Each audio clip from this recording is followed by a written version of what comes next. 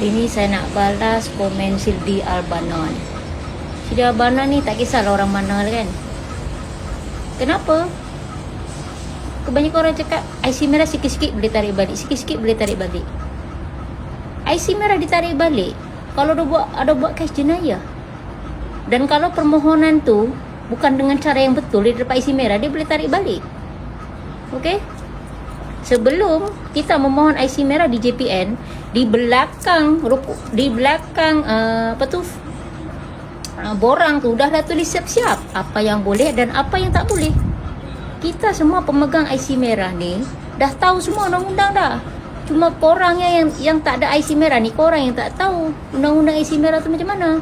Semua pemegang IC merah dah tahu dah apa yang boleh dan apa yang tak boleh, sebab kami dapat IC merah ni dengan cara yang betul. So tak apa.